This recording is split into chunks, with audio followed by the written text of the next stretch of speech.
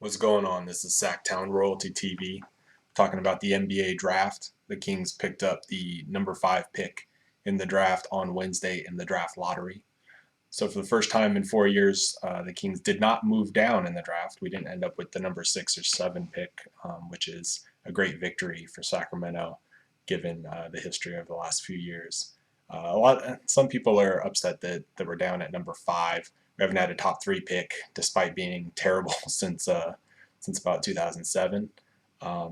But it's not a big problem. If you'll remember, the last time the Kings had the number 5 pick in the NBA draft, it turned into DeMarcus Cousins, who is the Kings' best player and might be the best player from that draft. So the number 5 pick, it isn't the best situation because it's not number 1, it's not Anthony Davis, but there's plenty of good players that should be available that can help the Kings next year and deep into the future.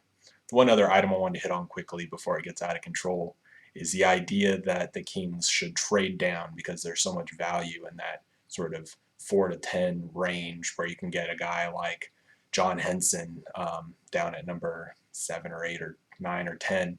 I just want to caution folks, and I want folks to remember what happened the last time that Jeff Petrie traded down in the lottery.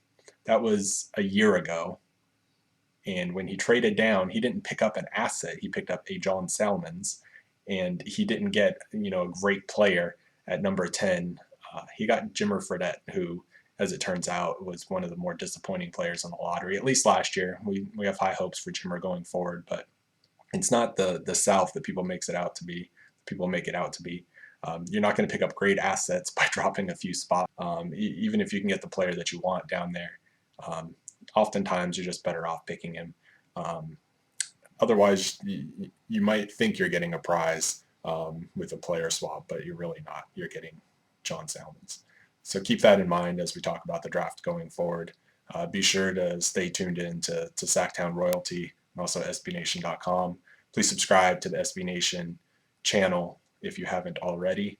We'll be doing lots of draft coverage over there, including player profiles. So stay tuned.